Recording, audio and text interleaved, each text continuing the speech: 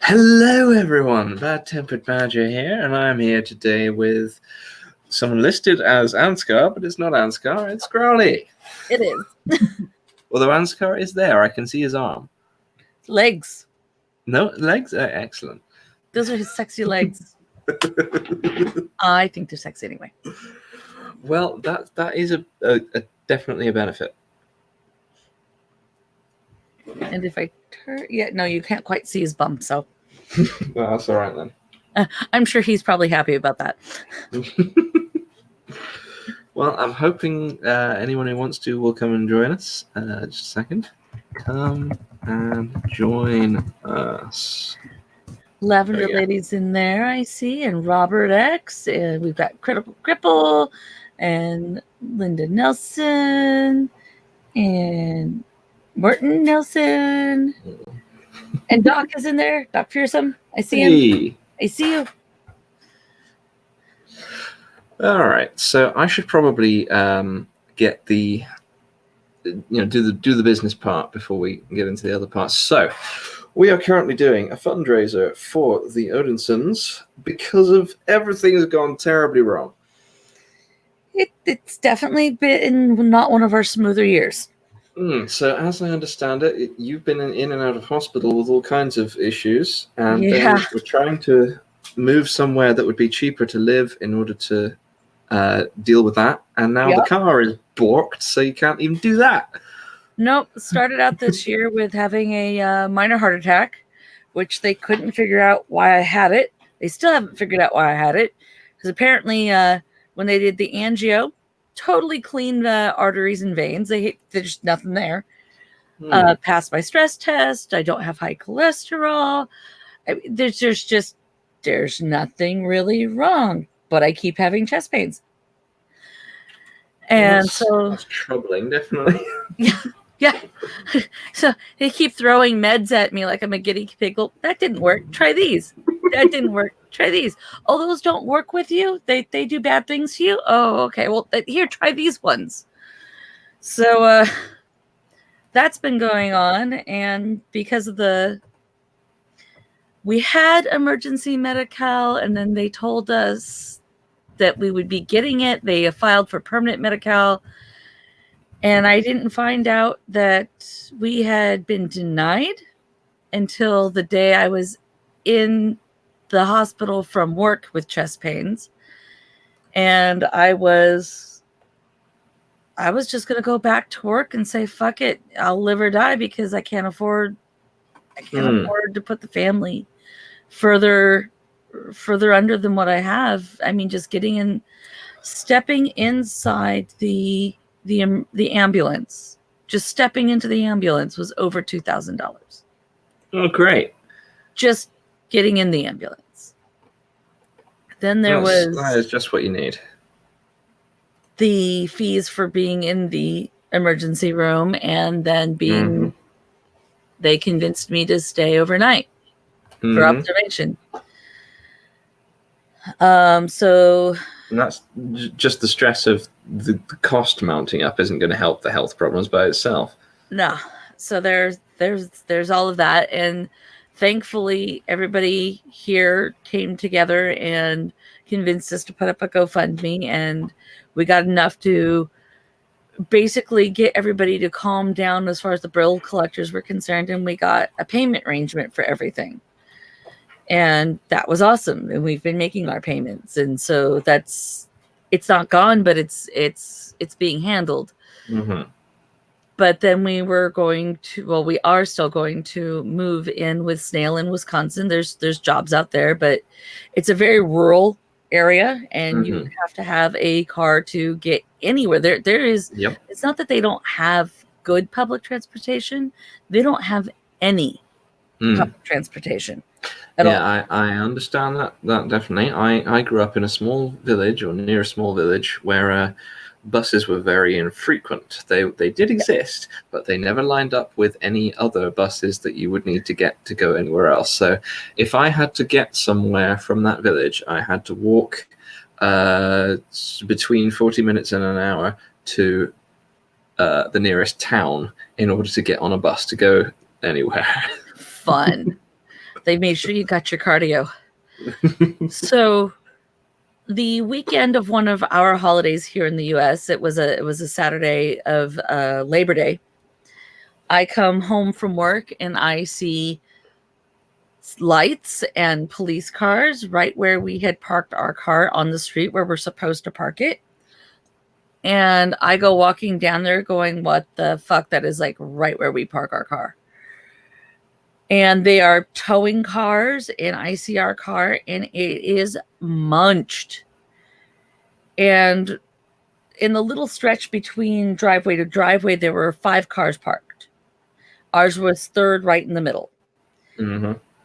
And apparently some goddamn dumb bitch was texting and driving according to the cops and plowed into the back of all 5 cars, smushing all the cars together. And the car that was in the front is a big ass white pickup truck.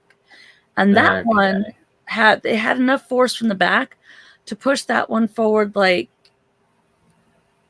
somewhere between 2 and 3 feet. Great. Marvelous. And ours was in the middle of all those cars. Oh, Lavender Lady's joining us. Yeah.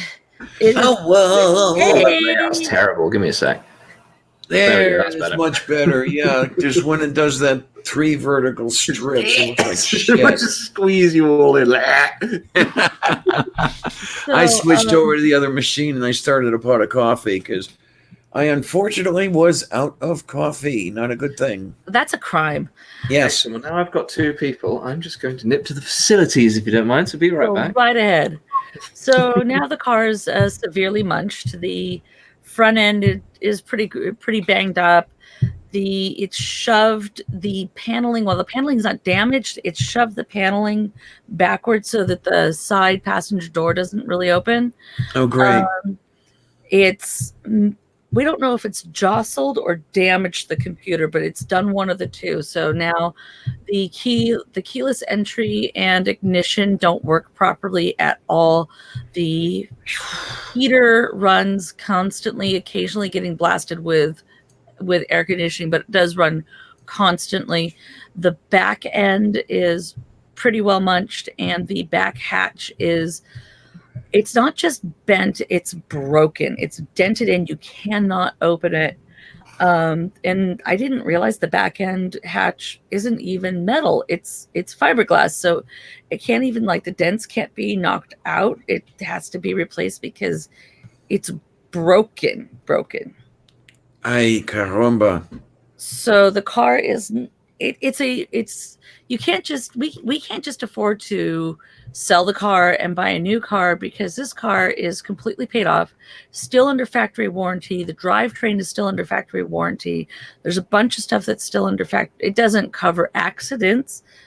The lady was insured, but California only requires like $5,000 coverage, and it's being split between all 5 cars. And how long would it take you to get that? We have no idea. The insurance company said it could be actually months before we even see the payout. There you go. And we don't know how much. They have not told us how much we're even getting of the $5,000. Probably $14.95. It very well could be. It could be nothing. I don't know how they're divvying it up. It could be, by who's damaged the most, which actually would be the 2 cars behind us. And so I don't even know if we're getting anything at all, because if it'll absorb all the 5,000, I don't know how they said it's getting divided between the 5 cars. I don't know how they're doing it and how much people are getting what. So that's kind of shitty of California to have that enshrined in law that you can get away with, $5,000. A few comments I see from the chat just noticed here. Linda Nielsen says, "Where is Ansgar today? If you could just point to him." There's his bum. It's his turn to sleep. He's back there. Donation linky doodle is hopefully in the description of this. Let me just check. Let's go look. We did look into lawyers. Nobody will touch it because there's no personal injury involved. We could. Okay, we I see the could- GoFundMe. We Yeah, could go hopefully. after her in small claims, which would take very possibly months to years. We would have to pay all the fees until the courts sided either in our or not in our favor, which we might still end up paying fees because they could side against us. But the thing is, I know her address. I know what city she lives in. She lives in a very low income area. She likely has nothing as well. And even if we got a finding in our favor, good luck collecting. Yeah, it could very well be, as they say, judgment proof. Yeah. All right, I've put the link in the chat, and it should be in the description as well. Okay, because there's a PayPal link as well. Oh, balls. Of course there is. All right, 1 second. It's trying to think of where it's sitting. It's on Ansgar's Twitter page. I remember seeing it just now, but I forgot to actually put it in. Robert X is ordering food. You remember the rule, Robert. If you don't get enough for the whole classroom, you can't get any at all. Yeah, I could do with some pizza if you don't mind. Also, order me some Battenberg. Not that I need it, but I'd like a piece of cheesecake. I would highly recommend that you have some Battenberg. What is Battenberg? So, Battenberg is the most excellent cake in existence. It is a nice 4 sections of sponge cake in a square cross section, wrapped in Battenberg, wrapped in marzipan. Oh, you lost me at the marzipan. Oh, yeah, you've referred to this previously. Yes, dear. There we go. PayPal in the thing. Do you have a picture, or do you want me to take it? I'll get a picture. Just 1 second. Critical Cripple says it's horrible stuff and that you're lying. Yeah, well, Critical Cripple is silly. I would have to say the most amazing cake on the planet I've ever had was once. It was at this little French restaurant on the Nevada side of Lake Tahoe, owned by a Frenchman, and he did actually have a French chef who came out and spoke with us. I was 14 or 15, and this is the stuff called decadence cake. Now, there's a million recipes. They're all different. This decadence cake, I will describe. They bring it to you on a chilled glass plate. On the bottom of the plate is in a beautiful swirl, a liquid cream and strawberry tart swirl. Around the edges is freshly made whipped cream with fresh berries. In the center, the crust is like a I'm sure he made it himself, but the closest thing I can describe it to is like they took the Oreo cookies and crumbled it and make it into a crust. It just the cookie part. Bottom level is a dark chocolate strip of sponge cake, thick, beautiful, like silky smooth but thick, dense chocolate mousse. Another layer of the sponge cake, another layer of the mousse, another layer of sponge cake covered in this, I think it was like a chocolate ganache with a dark chocolate, full circle dark chocolate wedge down the center of it. More fresh whipped cream around the edge of the chocolate circle with more fresh berries around that. And I thought I think that was my very first orgasm, and it happened in my mouth. All right, okay, so then. Here we are. This is one of my favorite snacks presented to you all. It is tea and Battenberg. Now, the Battenberg is it's the cake there. It's a 4-section sponge with 2 sections of one flavor and 2 sections of another flavor. Around it is marzipan, which is a almondy, sugary mixture. And next to it, of course, is a classic cup of tea. This is a proper British cup of tea, none of this silly stuff. So tea made wrong. Got it. Do not get into the tea business with me. I am a tea snob. We get our tea from this great little Asian market. It's loose leaf tea. We only drink the loose leaf. We get roasted oolong and jasmine, and we get the premium shit, and it is good. We even have some. So we have the oolong, we have the jasmine, we have some.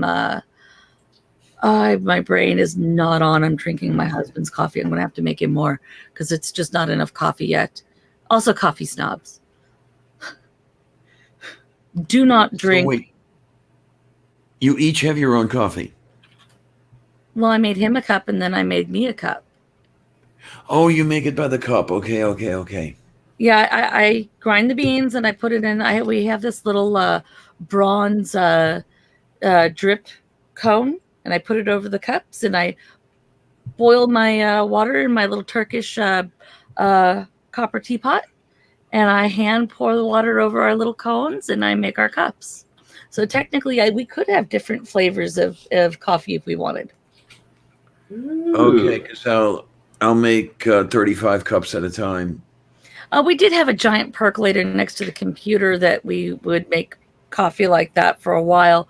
But we needed the space, so we gave the percolator to my son, my eldest son, and we'll eventually get another percolator for ease. Moo. Yeah, because it's, I only have to redo the coffee maybe once per day. I'll make one pot, and then sometime during the day I'll make another pot, and that might actually be enough to carry over into the next morning. So it's slightly more than 24 hours worth of coffee out of 2 batches, if you want to call it that. Right. And it's decaf because my doctor wouldn't leave me alone until I quit the caffeine. Got decapitated coffee, have you? Yeah. You can taste the missing caffeine. It's not that you feel it, you can taste it. Yeah, there is a definite difference in taste. There's a distinct difference in taste with the tea as well, because the caffeine-free tea bags that they don't taste right. No, I don't know what they're using to remove the caffeine. If they're actually removing caffeine at all, that's another story. I've heard of using carbon dioxide. I've heard of using methyl chloride. The stuff I've got right here. It's got to be with the methyl chloride because I finally did break down and I said, fuck this. He retired back at the end of June. I don't have to listen to him anymore. I bought some actual coffee and it tastes like there is some sort of organic solvent residue in the decaf. yeah, it tastes. It's horrible. But we have a bunch of those glass bottles, with the little flip tops and the little swing tops. Oh yeah. And we use that for the tea often, especially in the summer. We'll make a bunch of tea and we'll fill them and put them in the fridge so we can also have chilled tea. Okay. And we use our reusable bottles. I'm sure that Dave will look at me funny in the chat if I don't mention. That's you chill tea. It's not tea anymore. It's juice. Yes, I've been here when you've had that argument. No, that's now iced tea. Thank you.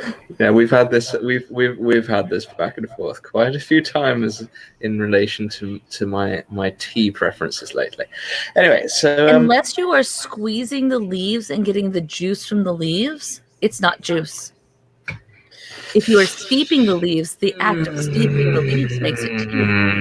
It's not tea, it's just not hot. Anyway, so but then there's that whole thing where go on. Purple was talking about this earlier, that he'll make the iced tea by brewing the tea hot and then chilling it down. So does that count as hot tea? Well, your tea's gone off at that point. Here's a for both coffee and tea. My chair's sinking. If you don't let it cool to room temperature before you put it in the fridge, it shocks it and makes it bitter. Okay, then. And you also don't want, with your tea, you can't use boiling water because that also makes it bitter. There's actually certain temperatures of water that are better for steeping tea that aren't quite boiling. Yeah, that one I've heard before, and I understand the physics of it because, the hotter the water, the more and different alkaloids you will extract. Unless you're making floor stripper on purpose for things like milk teas where you need it really strong. Okay, then. Because jasmine tea can be turned into milk to a floor stripper real quick. Okay, then. It gets real strong really easy. For stripping the floor, though. Well, that's fine. But if you're making something like, I also make blended and milk teas. So you want it really strong because you're adding a lot of cream and ice and sugar and things like that to it. So you want to keep, if you're going to keep the flavor of the tea, you need it to be strong. Oh, wait a minute now. No flavors in the Earl Grey? Earl Grey isn't tea. Here's the thing with tea. What we used to do when I was growing up is we would have a teapot and tea strainer and do all the proper classic tea malarkey. And it would be a kind of a mixture of different varieties of tea that we had in the teapot. It was something that came in a green pack, and it was kind of a strong-ish tea flavor. And the other thing we had was, I believe it was red bush tea, and we would mix the two together in a particular blend that was quite unique. But when lately, it's become rather expensive to get the loose leaf tea, so we haven't really kept doing that. Have you looked on Amazon? Also, I can't be bothered with choking on tea leaves when I get to the bottom of the cup. Oh, okay, Robert. Should be strained. Oh, the strained is fine. It takes the bigger ones out, but it doesn't take all of them out. So it depends on your strainer. There are fine mesh strainers that you're not going to get anything through. Yeah, it was often a case of we'd all be there sitting around having a lovely cup of tea, and I'd be there. I'd sip my tea, and I'd go, and then I'd get towards the bottom of the cup, and I'd go. Yeah, I get you now, Robert. One of my exes, years and years and years. God, this is 30 years ago already. Got me started on Earl Grey with brown sugar. Brown sugar is better for not just tea but coffee. It preserves the flavor, and white sugar, it leaches the flavor out of things, and you just get straight up sweet. A little Japanese woman who was making the milk teas, I'm like, how do you get this just right? Because I'm having problems at home. And she says, you never use white sugar. Not in your coffee, not in your tea. You use brown sugar. I prefer honey in mine. So it must be the added molasses that helps. Because brown sugar is really nothing more than white sugar with added molasses. Right, but there's some. It must be the molasses then that it preserves the flavor, the richness, instead of washing the flavor out and making it just sweet. I'm an investigator. I overanalyze everything. At some point, I'm going to be trying this. I don't even know what the name of it because it's all Kwai Ho. A friend of mine went to a wedding in China, and they were handing these out at the wedding. Well, ooh, hang on. Let me see if I can make you big. Okay. There we go. Moo. And I don't know. We haven't tried it yet.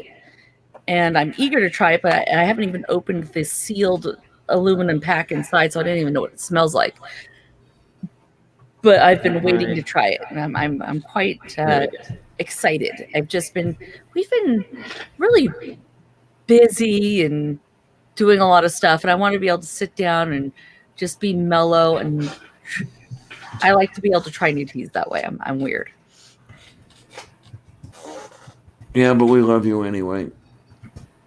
Well, all this talk of tea is making me thirsty. So, and please do entertain everyone while I get a cup. Please go and get your tea.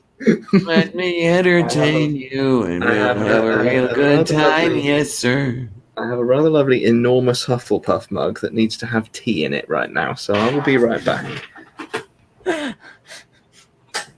When you come back, I'll explain all the houses and why they are that way. Oh, right. Back in a minute. Oh, goodness. Okay, it's just you and me, babe. I can finally start feeling the headache lifting. It's wonderful. Oh, yay. It's that feeling where it's just starting to recede. And you go, oh, hey, yep, it's going away. I can feel it starting. Caffeine and coffee is a beautiful thing. I think the doctors keep saying, well, we don't know what's going on. So go easy on the caffeine. It's like, you don't know what's going on. So until you do, I'm not going to stop my caffeine. It helps my headaches. It's for you. Yes. So until they can figure it out, coffee's mine. Tea is mine. Headaches go away. Most of the time I can just drink a cup of coffee. And it's not that I'm addicted to the caffeine, because I can go weeks, even months without coffee and never have a headache from the caffeine. I always know where my headaches are coming from. I can have days with no headaches. And so it's definitely not the caffeine that gives me a headache one way or the other, but it's like the coffee or tea from the caffeine helps the migraines. It helps sinus headaches for me. The headache I had this morning, and sometimes I get headaches from painkillers. They gave me painkillers for the foot, but they did for the anal probe yesterday. Okay, then. They gave me fun. I didn't know that. I thought I was just going for consults. And then they start getting out devices. I'm like, what's happening? Yeah, okay. I looked at the doctor. Am I gonna need to take time off work? I didn't arrange for any of this. Wait a minute, hold on. Yeah. Oh no, you'll be fine. Yeah, I'm still not sure whether I should trust the people I'm seeing on Monday as getting a kidney biopsy done, and the person who was setting up the appointment slipped, I guess, and said something about when you're admitted, and I said, wait a minute, what's this admitted bullshit here? And nobody ever told me about that. You got to arrange for your kitty. Are they gonna admit her with you? Something, I don't know, man. It's almost not worth it. It's starting to get to. Said something about headaches, but he used really big words that I don't understand.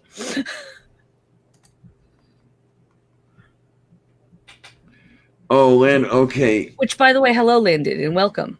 Hi, sweetness. Okay, headaches are caused by vasodilation. In other words, the blood vessels enlarge. Mm-hmm. Stimulants are usually vasal. Actually, is it vasorestrictor or is it vasoconstrictor? Well, I know when they give me the nitro, which makes the blood vessels open up, I get massive headaches, like crazy massive headaches. So that does make sense. Okay, then, yeah. They actually had to take, they were giving me, I took one tablet of the nitro. They were trying to be on a low dose, slow release daily nitro tablet. And I took one tablet last Saturday, and I I was useless for 2 days. So they took me off of that. Hello, In a big hurry. So it's one of those things that just, apparently I'm sensitive to a lot of stuff, and one of the things that it causes for me is fucking headaches. And it's like, I've gotten pretty used to headaches. I can function through most, even there's like, with migraines, there's a spectrum of pain. Not all migraines are, once you get a migraine, that's it, you're done, you're out of commission. There are migraine is a type of pain, a type of headache. They don't all put you out of commission. There's a lot of migraines I get that it's like, yeah, I'm miserable, but I can function. I can do what the fuck I need to do. And then there's the migraines where I'm puking and I'm hiding under a blanket and I can't move and I can't have noise and I can't have light. I get that, yes. So it's much like other things. There's spectrums for pretty much everything. Yeah, my ex used to get some pretty nasty migraines. If I can head the migraine off before I'm puking, I can usually beat the little sucker. But if it gets to the point where I'm already puking, that's it. I'm done. Badger, go get tea. Yeah, it went through the time-space portal. He needed a cuppa. And then somebody said that Orla said that they sent messages to the vampire. Which one? There's multiple. He's back. Vampire, she means. Alucard? So, I had a little idea. All right. No, we're all in trouble. I was thinking we might do a little Q&A. I don't know if anyone has any cues, but just in case, if anyone has any cues, if they would apt them to me, then I will pass them along, unless they're for me, in which case I'll answer them myself. Does that be okay with everybody? I am an open book. Completely. Unless it's a story that I have already been told that I can't tell unless there's donations. That's the only question that I will not answer. Unless there's a donation to go with it. Because Wonder Lady will kill me. Oh dear. Mm-hmm. She sounds sweet, but do not think that she does not have teeth and claws. Oh, absolutely. Absolutely. She'll kill you. Mm-hmm. I will not mess with her. And it's not figurative, by the way. Yeah, the scariest killers are the ones that sound sweet and very calm. And we had a talk on one of my after shows that involved that sort of thing about Faye being so nice and sweet. And Badger, were you in on that one? Duke was talking that he would like to have a stream of Faye saying all sorts of horrible, nasty things in that sweet voice of hers. That'd be awesome. Uh-huh. I would like to see this and hear this. Apparently, my children say that I am my scariest when I am calm and angry. Okay, yeah, that kind of works that way a lot. Yeah. Oh, we have a little question in the chat, which is now my mouse is in the way of it and I can't see it. Bad-tempered badger. Why did you choose a badger as your thing? Well, because I'm a badger. Hufflepuff. But if you want to know some other reasoning, because badgers are grumpy and come out at night and don't like being disturbed, and also they look really cool. They do. They do, yes. And if you're Hufflepuff, well, badger. Also, I have a Hufflepuff mug because of obviously connections. You were going to say about houses, weren't you? I was. So, okay. Everybody That's my likes... question for you. Tell me what you know about houses. So, Harry Potter and the houses. Let me break it down so people understand the houses. Everyone gets along with Hufflepuff, right? Yep. Let me Hufflepuff explain. is the house of acceptance. Well, their house is also right next to the kitchen. There is that. They're really good at growing things. There is that too. So I'm thinking that they've got a lot of pot because they're really mellow, Oh, yes. good at growing things, and everybody fucking likes them. You always get along with the drug dealers. Yeah, you come. The Hufflepuff common room does not have a code worded door. No, It's just, you just it's go just right a on in. door. You just walk in and there's some comfy sofas and you sit down. And you eat and you get fucking high. So then you get to your Gryffindors. Those are your jocks. Gryffindors are the jocks.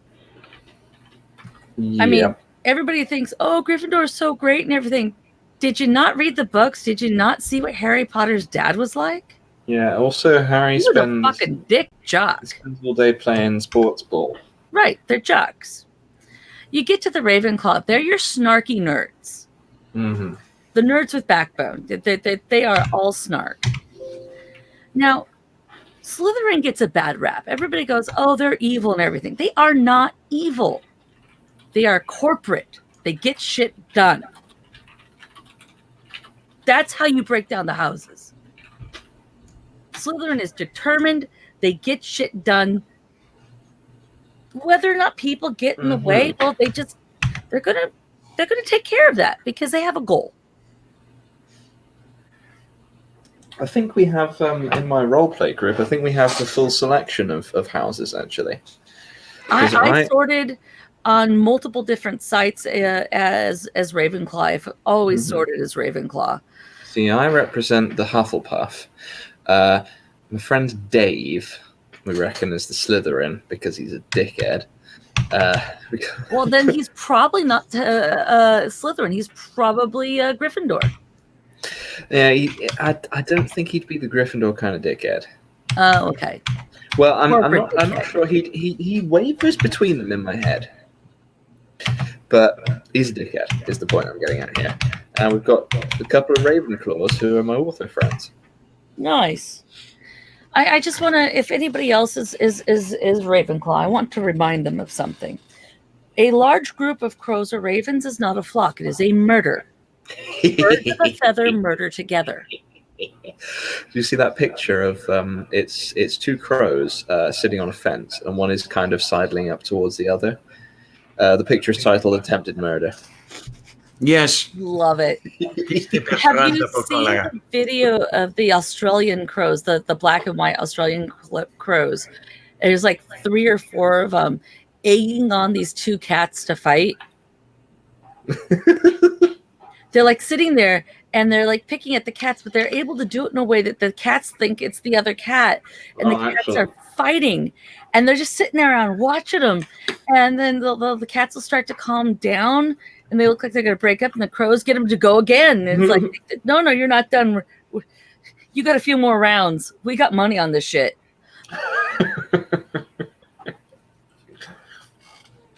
Crows are fun. I like crows. I've been trying to befriend the local crows, but the problem is crows seem to be early risers, and I am not. So they're always out in the garden looking for food at a time when I am not at all coherent or, in fact, awake. So I'm there like, I'll feed you, but not now. Well, what you do is you get a bird feeder that's like on a high perch, like a flat high perch. Yeah, we have seagulls here. Oh, never mind. They'll take everything. Yep, that's what happened last time. I put a load of food out for the crows. The fucking dog came in from nearby, and the seagulls came into the stuff I put out of reach of the dog. There's no out of reach for seagulls. No, and they're about similar size to crows, so you can't really put something that they can't get into because the crows can't get into it either. Right. So that's unfortunately the situation I'm in. I'm not a fan of seagulls. Seagulls and pigeons. My favorite family of birds is definitely corvids, followed by parrots. I like them I do like intelligent parrots. and with attitude. I'm particularly fond of magpies, personally. Are magpies part of the corvid family? I believe they are closely related, yes. The corvid family is fairly large. Yes. I'm quite keen on magpies. That I believe they are the corvids, but they're not as clever as the crows and the ravens. But they're they are also very smart and lots of attitude. they're Well, also I'll not show my stupid. age here. Heckle and Jekyll were magpies. If you remember the cartoon birds. Mm-hmm. I don't remember nothing about nothing. I remember Heckle and Jekyll, but I thought they were crows. Okay, I could be wrong here easily. So could I. We are going to find out.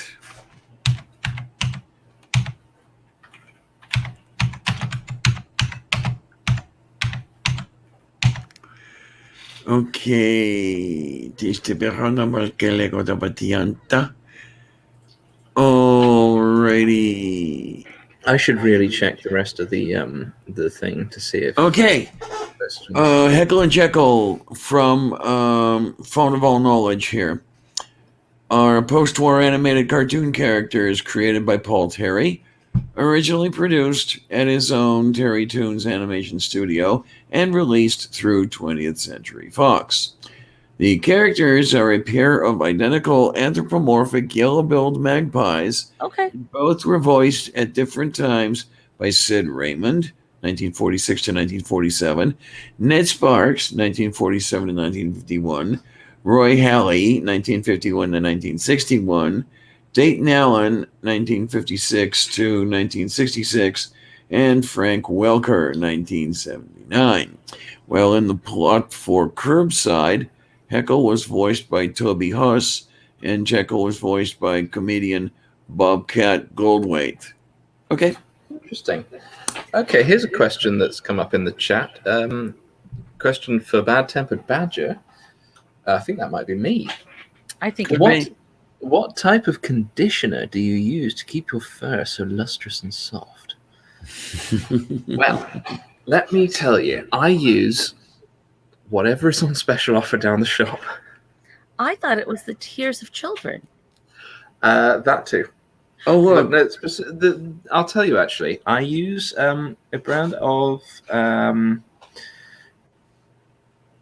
shampoo and soap and a lot of other stuff, which, you know what? I'll tell you what it's called. 1 second. And Angie is in the side chat. Hi, Angie. Yay. Yes, I think she is still trying to keep peace amongst the grandkids. Let's see here. There was Robert X. He ate seagull once and that it was awful. I can't tell you what it's called, but it's one specifically designed to be biodegradable and environmentally friendly so that it can go into the ground rather than sewage systems without causing issues to the environment. Nice. Because we don't have also says that a group of gorillas is called a shrewdness. Nice. All right. I was going to say something else. What was it?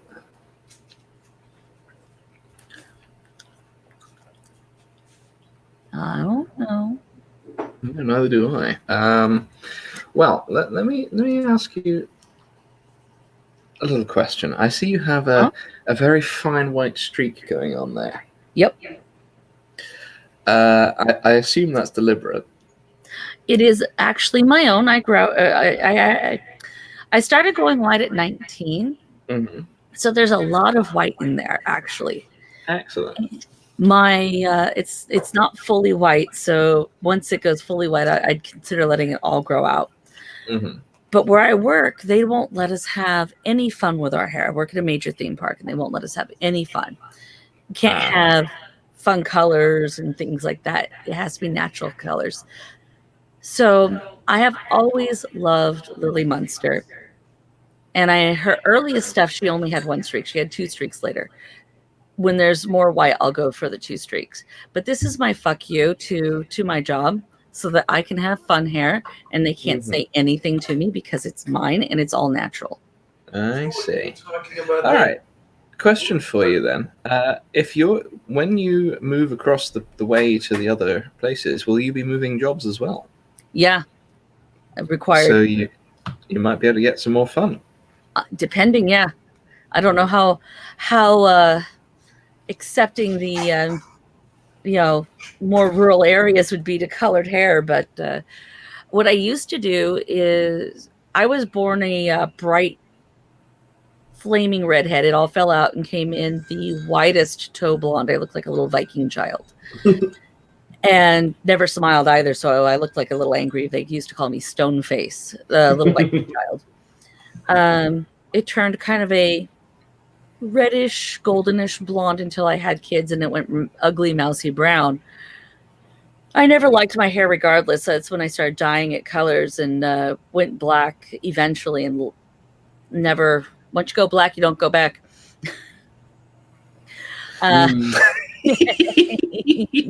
Well, they have being black and white, black and white creature. I have heard the same. See, yeah, there you go. Now, would you be speaking of a certain theme park in Alameda? No. Okay. Oh, you okay, right? You've seen Star Trek, have you not? Oh yes. You know I think it's the one. Is it the motion picture with the whale? No, that's with the VJ, which is the one with the whales. Oh, that's Star Trek 4, the film Yeah. Star Trek 4. Yeah. All right. The only reference that I have in my brain to Alameda is that film. Yeah, okay, the naval base there. We're trying to get to how do we get to Alameda? Oh, it's just across the bay in Alameda. Looking for the nuclear vessels. Now, apparently, the script did not call for anyone to answer him when he says, "Where is Alameda?" So then this random extra just says, "Oh, it's just across the bay in Alameda," and he's there going, "This was not the script." That's funny. Somebody else has a question for you, Bad Tempered. Yeah, I just saw that one. Is that the Linda Nielsen one? Mm-hmm. All right. The question is, how did you get to do stuff with Notcher? My answer is, I asked him. I sent him a message. That's a pretty simple answer, actually. I said, "Hey, Notcher, do you want to do a collaboration?" He's like, "Yeah."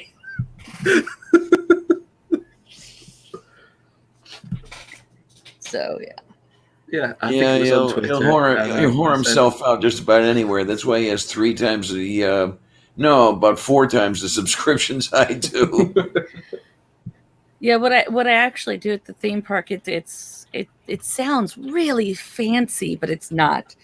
I'm what they call a PA, or a production assistant. Ooh. What that means is I go and I pick up a character, I walk them out to their photo spot, I manage their line, I take their pictures and make sure nobody beats up on the poor guys, and then I close their line and I take them back. Okay. So I am on my feet, outdoors, rain or shine, all day long. Well then. My hands go around the world every day handling people's cameras.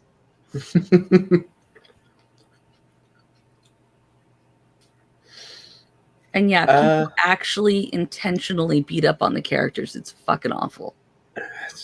Why? I don't know. They think it's funny.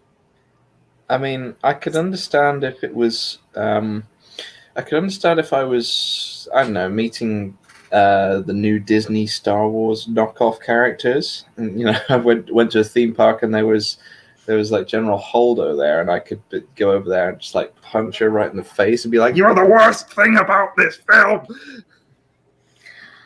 I'm not sure there's a worst thing about that film. It's just kind of all encompassing garbage. Yeah.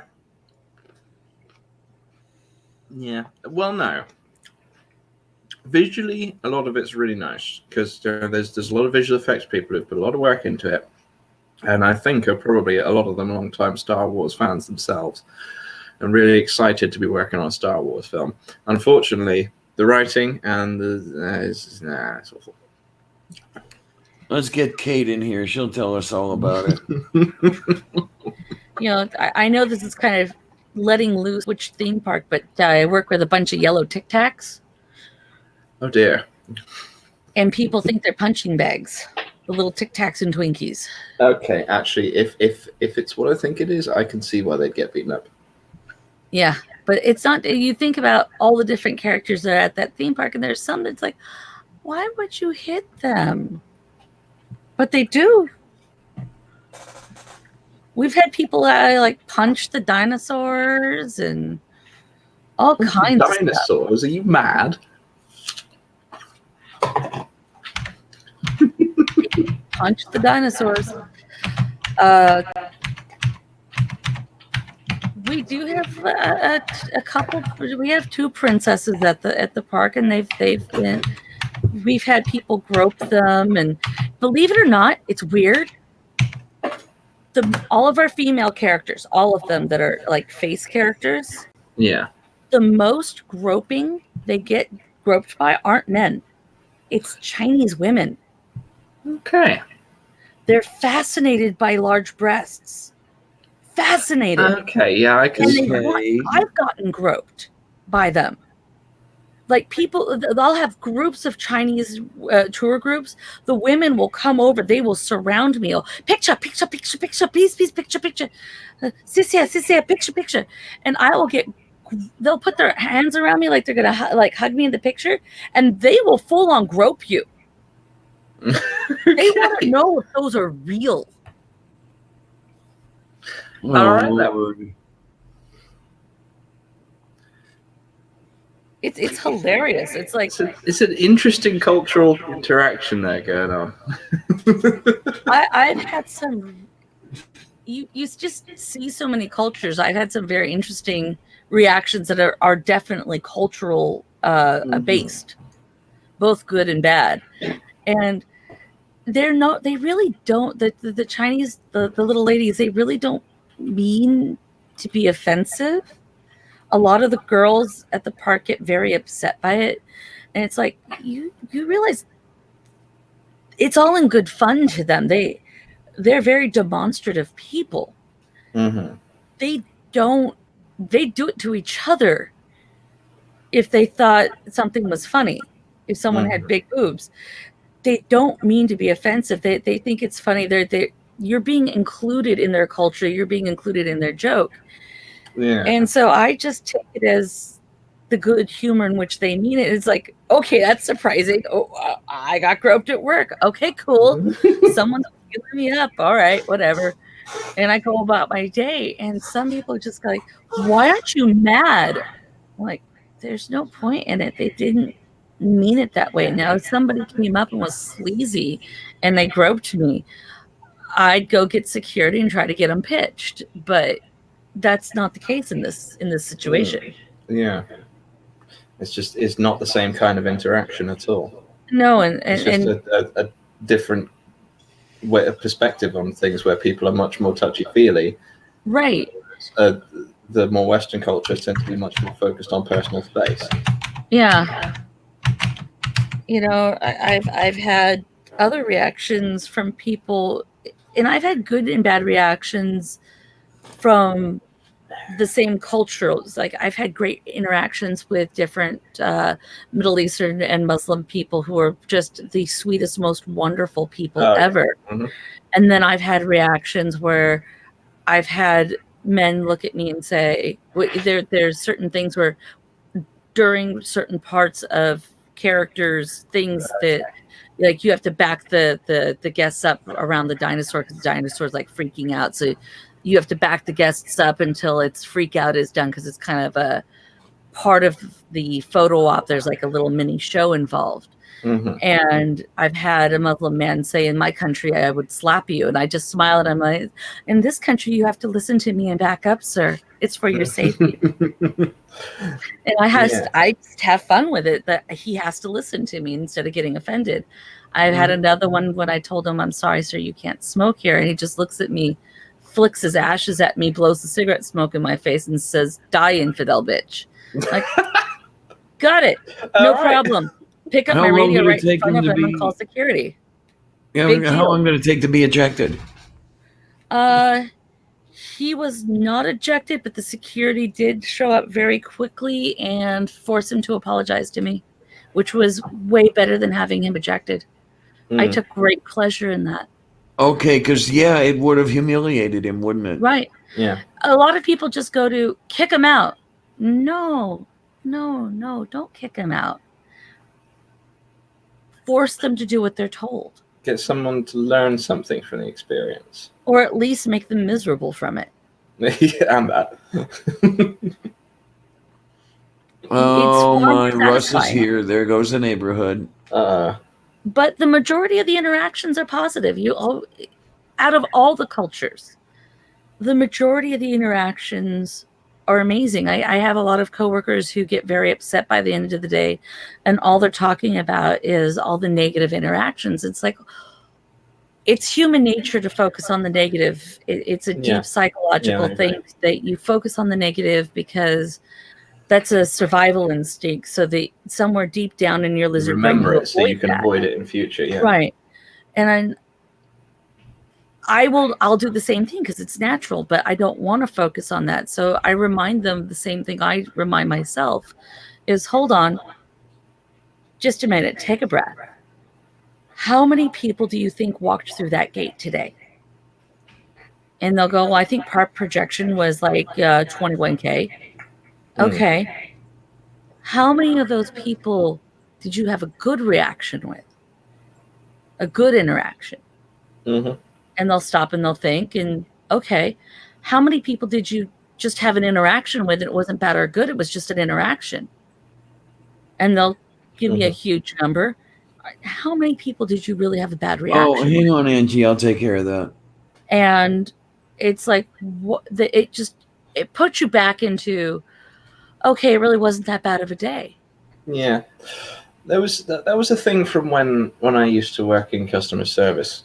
I found that a lot of people would complain constantly about the customers. Yep. And I would a little bit from time to time. There's a few negative interactions that really stand out in my head. But my perspective on a lot of it was the customers are here to come and buy something and leave.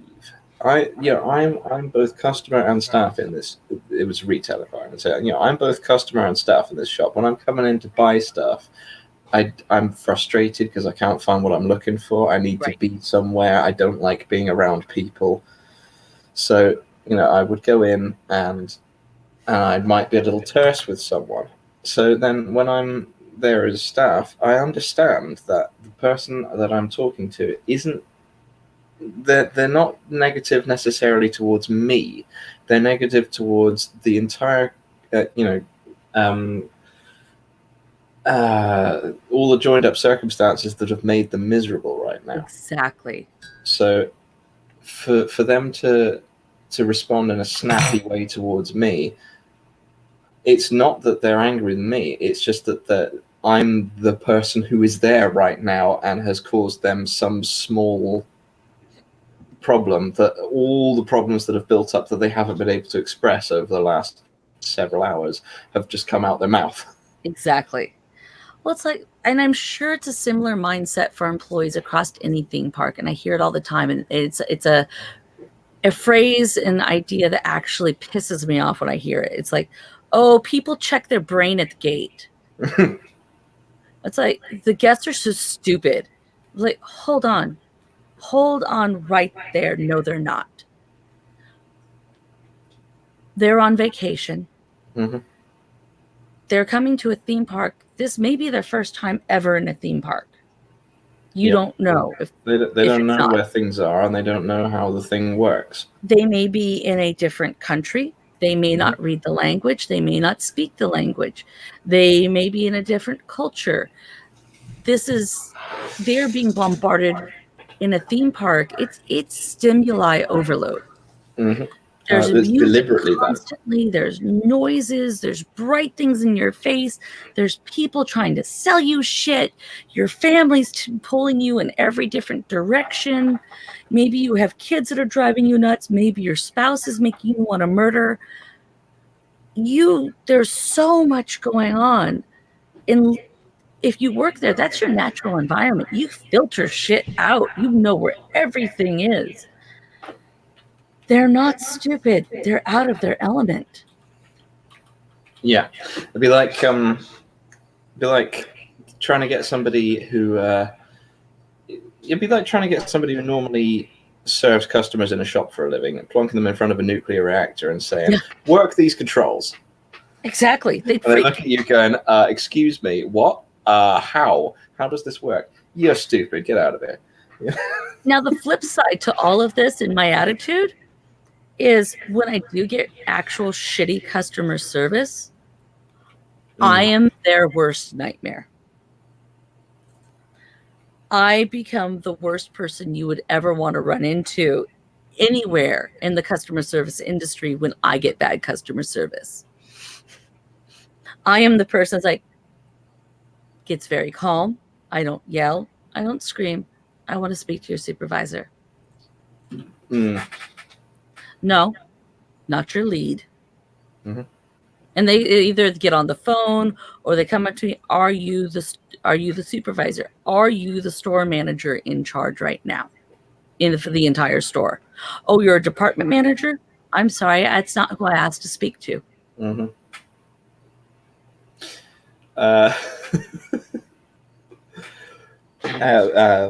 Where is it? There it is. Frustrated in the chat saying, Granny says she'll be the first to say, "Can I speak to your manager?" Yes, I am. I was going to add to that. Do you, as you're doing it, tie your hair into a ponytail? Nope. I usually just cross my fingers like this in front of me. That's the stereotype, isn't it? Yep. And just take a breath. Manager lady. And I wait and I give them this look. Mm-hmm.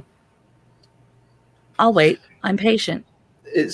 That's the thing, is there's very few times that I can think of when I have had poor customer service in the sense of someone has been actively trying to make things worse.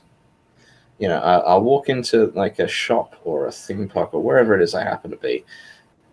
If it's the person and they're having a bad day, they're a bit frustrated. I'm good with that. Everything's not going fine, and they're a bit snappy. They just look up like they've just dealt with a difficult customer, and they look up and they're not really helping me. They're just trying to get me out the door so that they can go on their break. That I'm fine with because I've been in that circumstance. Same. I usually try to make a couple of times. Yeah, I try and smile and be friendly. There's only a couple of times I can think of where someone has actively tried to make my day worse, and I've known that they've been deliberately doing that. There's a couple of times. Where just somebody's taken exception to you for some reason. They're trying to be a dickhead. And my usual thing is I'll just leave. I don't want to make a confrontation out of it. I can't be bothered. Oh, I dig my heels. And the other thing that will just piss me off to no end is if I'm dealing with somebody who is stupid. They are clearly incompetent. Mm-hmm. Oh, so you're talking about the entirety of Microsoft technical support? Okay, Ansgar will not deal with people on the phone. He will literally hold the phone up over his head and just go, "Phone, bitch, you're tagged in." He calls for phone, bitch. Excellent. And I know that, okay, it's time to get corporate. People hate me. I take notes while I'm on the phone. Mm-hmm. The minute I get on the phone, I start taking notes. I have pen and paper, and it's like, "Hi, who am I speaking to?" No, I need to know. I need you to introduce yourself. Mm-hmm. And I'll write down the date, the time, who I'm speaking to. I'm like, I'm going to need to speak to your supervisor. Yeah, my mum does that as well. And it works, though, because once you go up the chain, I can go back and say, "Oh, well, we don't know who you spoke to." Really? Because I do. Mm-hmm. What? Well? Yeah, I've done that a couple of times recently myself when trying to get my internet connection sorted out. It's still not sorted, by the way, but there is an engineer coming out soon. But I've been. The point is, I know exactly who I spoke to and when. I spoke to this department on that day, and they said I was supposed to be getting these things. So why have I not got these things? Why am I being charged for this that I didn't fucking ask you for? I got over 6 months free internet and cable one time because we kept having internet drops, and our phone was attached to the cable internet, which meant our phone went down as well. Yeah. And this was when we were in Lancaster, and my son was still under treatment, and so this is not good to have a sick kid and no phone. Mm-hmm. So I kept taking, and it was going out intermittently. So I could only report it when the internet started working again. So they would say, well, we don't see a problem. I said, why don't you call when the internet's down? I said, we don't have a cell phone. I can't call you when the internet is down because our phone goes down. Mm-hmm. But I kept keeping dates and times and all this stuff. And I was working with their tech department and their management. And because of all the stuff I was keeping track of, they were able somehow to use that information to find the part that was going bad that actually caused a massive outage when it went down for almost all of Southern California. And they said, we've never seen anyone to keep records like that. I'm like, I'm awful that way. So I ended up, I said, I don't see any reason. They kept not believing me until the outage happened, and they were able to go back through and go, oh my God, she was right about everything. We were able to actually go back and see the outages that you were having. And I was able to get over 6 months of free internet and cable because of it. Well, that's definitely something. I've turned, I hate Best Buy and Walmart. They are two of the worst stores the United States has. Oh, yeah. But they've got all the cheap stuff. I will not step foot in a Walmart. I'll go without before I go into Walmart. Mm-hmm. Best Buy we were given a Best Buy gift card for like $100 from my sister for Christmas, and they kept screwing up so bad, and they kept giving us more credit because of the screw ups and me keeping records. We ended up with $500 of credit before it was all done. We were at my biological father. He kept giving me gift cards to Walmart, even though I told him we boycott Walmart. It's like, well, fuck, we have to use it now that we have this fucking gift card. Shit. But we were there one time, and I wasn't even trying. I was just explaining that this girl was wrong. She was getting everything wrong. And I was being as nice as I could because I could tell she was the level of a retarded golden retriever. Yeah. And I was trying really nice to explain shit. And I don't know how, but she ended up crying and running away from the cash till. I'm just like, what did I do? I just need my shit so I can leave and get out of this madhouse. And after that, I told my dad, who's very, very strict Mormon. I said, do you know how you say you're against pornography? He said, yes. And you boycott pornography. You won't buy any. You won't consume that product, right? Mm-hmm. Absolutely. That's how I feel about Walmart. And if you continue to send me gift cards for Walmart, I will find the worst fetish midget porn I can find, and I will find ways of sending it to you that you will open it. Oh, stop sending me gift cards to Walmart. Well, that's something.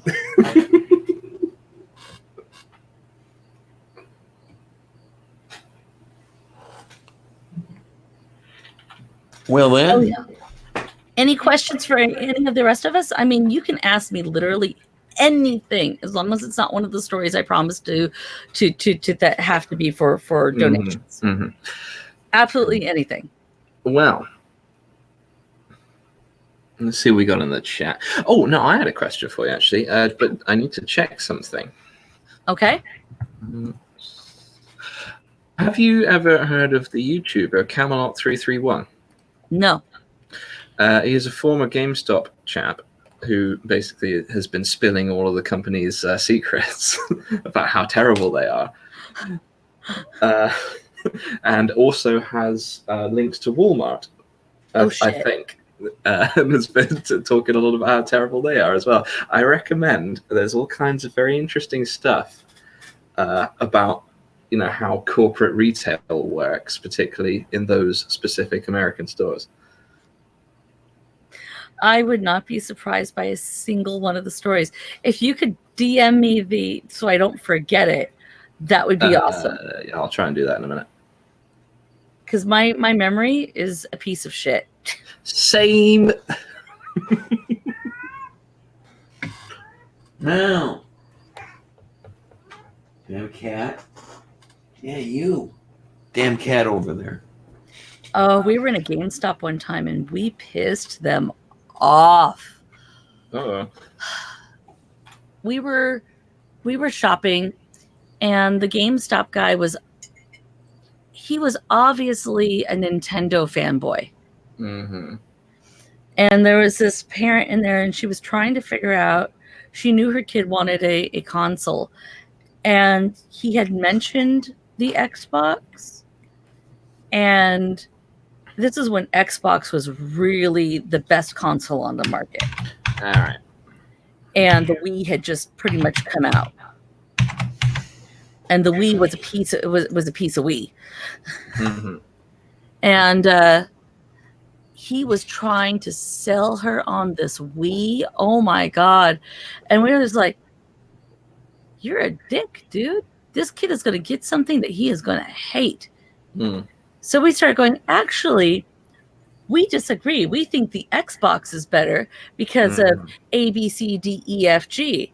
Yeah. And we went through all the functions, everything. And he was going to make more money by selling the Xbox anyways than the Wii. But he was a Nintendo fanboy. Mm-hmm. Yeah. Mm-hmm. He didn't care about the money. He wanted to push that Wii. And the lady was just like, was listening to both of us. And eventually she just looked at me and said, thank you. I'm speaking to these people right now. Excuse me, sir. She bought the Xbox. He was fucking pissed. Well, see, the Wii is fine for what it is, but it's not an Xbox. No. And in Xbox golden years, Xbox really was at the top of their game. Being a glorious PC gaming master race advocate over here. Yes, agreed. I'm all about the PC. However, I had an Xbox 360 for a while for several games, and I was rather pleased with them. I played, I don't like controllers very much, but I got on okay with that one. They're all right. I do prefer PC. Yeah, I do as well. But the point I'm making is the thing was fine. It was functional. I didn't play online on it because I wasn't willing to pay extra to use my internet connection. Yeah.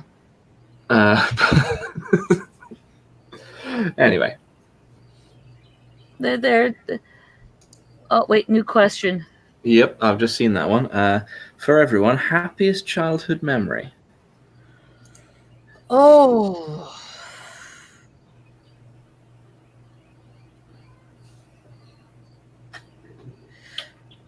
Oof.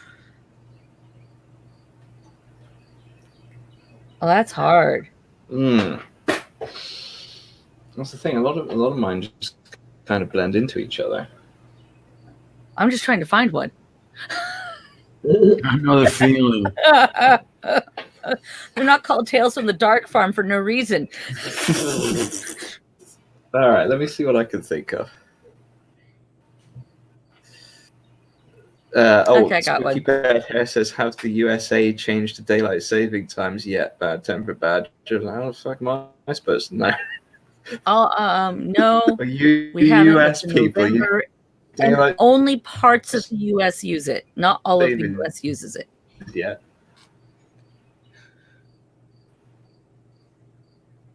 Uh-huh. So who's going first for the happiest? I would think happiest childhood memory would have to be those. Okay.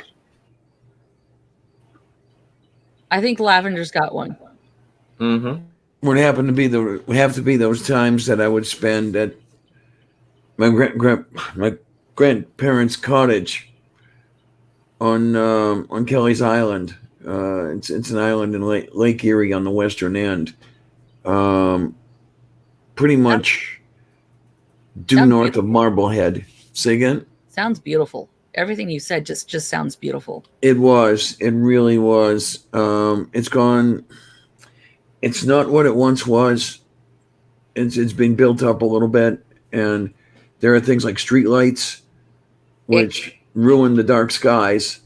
Because God, we had dark sky, and when I say dark sky, I mean 7th magnitude sky, or maybe even darker.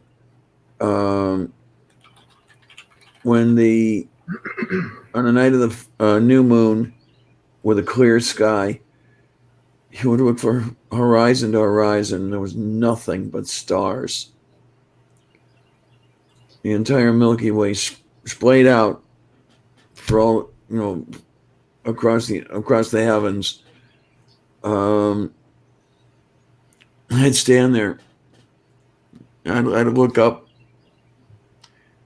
and I'd wonder who was looking up into their own sky. I wondered if there was anybody wondering who was looking back at them. That sounds beautiful. I think my happiest childhood memory, and I'll probably start bawling. Little background: my Popeye, my grandfather on my mom's side. We called him Popeye because he spent the majority. He was a Marine, but he spent a lot of time on Navy ships in the South Pacific. So he ended up. I called him Popeye because my big brother called him Popeye. He went all the way through all the battles, all the way to Iwo Jima. Ended up coming home with his souvenir was a bullet in his spine. It didn't cause him any problems walking, but huge man. He was close to 7 foot tall, and that's huge for somebody from the World War II era. He was supposed to have been a Catholic priest, but he fell in love with a nurse during the war. And the only reason he married my bitch of a grandmother, because he lost track of the nurse, is apparent. He told me this years later. He married her because she reminded him of the other woman. But the happiest memory of childhood I have, and I was really young. I can kind of almost barely remember it, but it's always left an impression on me. He used to sing me to sleep with singing the Halls of Iwo Jima, the military theme song. And it was just the warmest, safest, most comforting feeling of my childhood. And I miss him probably more than anybody else in my family.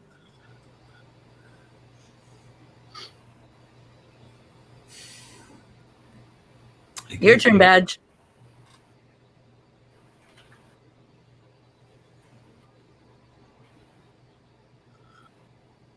All right.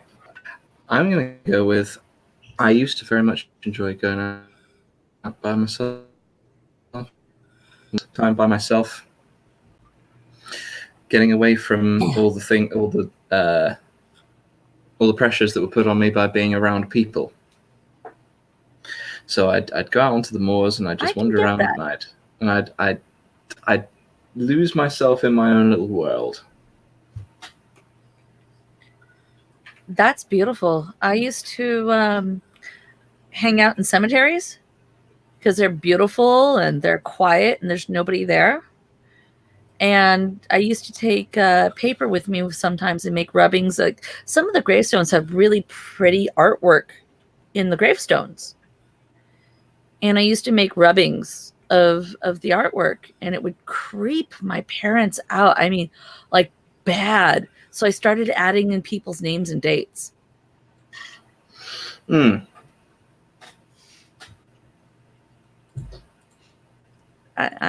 was kind of a mean kid.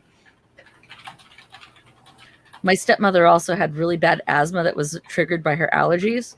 So when we went to my grandparents' house, I would pick big old bouquets and make sure I like shoved something in it that would trigger her asthma. I didn't know it could potentially kill her. And I'd go in to make this really big show of what a good stepdaughter I was. And I'd shove it in her face because I knew it would cause an allergy attack, an asthma attack. And I couldn't get in trouble for trying to kill her. I really wasn't trying to kill her, even though people think I'm a serial killer. I just knew it gave her asthma attacks and made her miserable. And I couldn't get in trouble because people thought I was being nice. I also, you know the big toads that burrow in the ground? What kind? I don't know what they're called. It is a toad. Northern California, there are toads that seasonally come out, and they're off season they'll burrow in the ground. But we would go as grandkids. We'd go out there in my grandmother's garden and would contest to see who could catch the biggest toad. But if you hold a toad and you press a certain spot on their belly, they will projectile pee, like fire hose pee. And we'd chase each other, and we'd make toads pee on each other. So I'd run into my stepmother in front of everybody. Look, I caught a toad. Squeeze. All right. And it was like, oh, I'm sorry, I just peed on you. Outstanding. I don't like my stepmom. She was a bitch.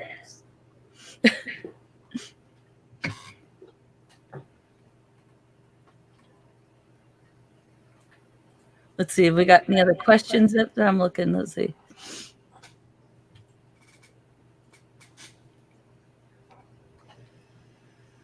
Oh, come on. Ask us some cool questions. You're very, very lucky, Robert. Robert says, loved my parents, even though my dad was a strange man later in his life. I always wondered when hold on, guys. Mom's going to need to turn off the camera. Right, I just need to mute myself for a sec when I deal with something. Just cover it. Fine. Hold on. Where's the? There it is. Stop cam.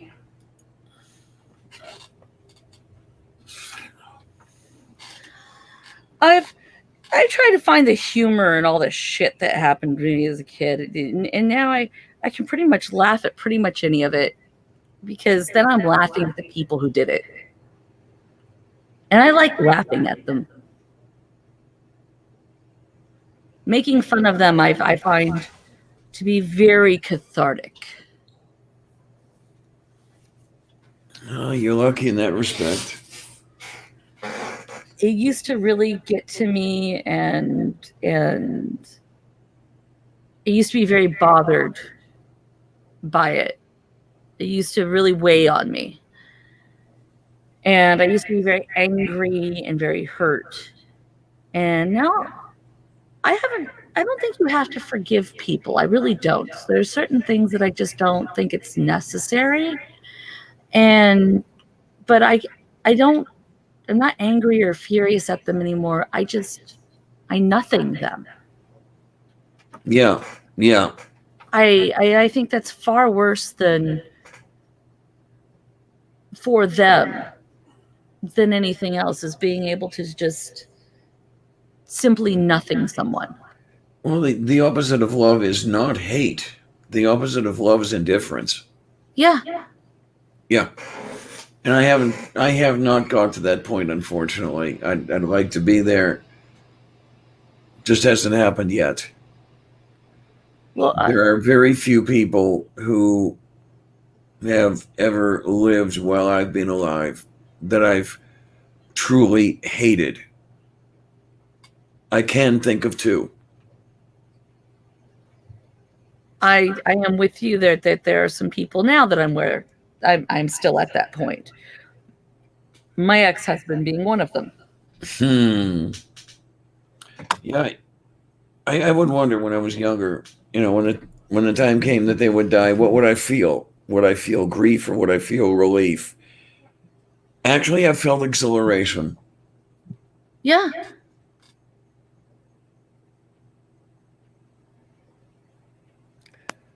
Now, it doesn't mean that I still don't fight them in my nightmares. I mean, literally fight them. As in, throwing punches and shit. And usually one of us ends up killing the other. It's always fun. But that can be very cathartic as well, though, depending on who ends up with blood spilled. more than once his head is opened and onto the floor with blood everywhere. Almost in a way, hopefully. I almost in a way wish that I could have done that in the real world rather than simply the dream world. But what are you going to do? Well, at least in the dream world, you don't get arrested and put in prison for something like that, even if somebody deserved it. Which, again, then they win. Really. So it's better that you don't.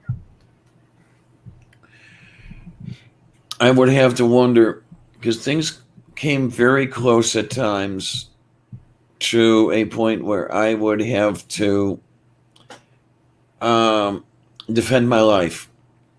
Mm-hmm. Didn't quite get there. But were it to have gotten to that point of self-defense, I wonder what his last thought would have been. That's rough. My younger son is one of those people that it takes, oh my God, it takes a lot to finally piss him off. He's got, and the fuse he has must be miles and miles long. The he just doesn't get mad.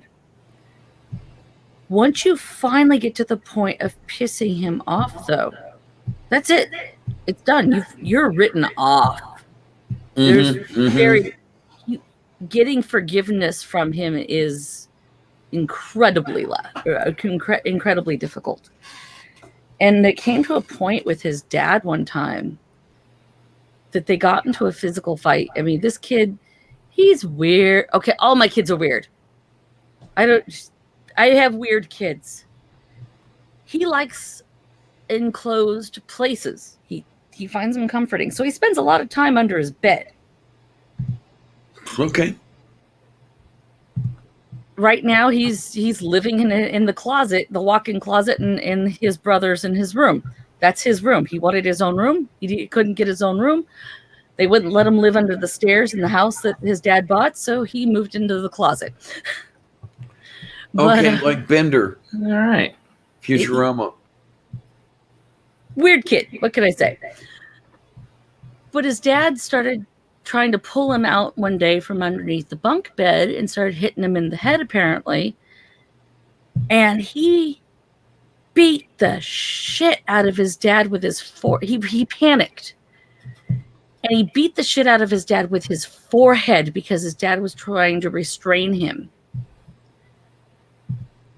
His dad ended up with a concussion, and the blood vessels popped in his eye.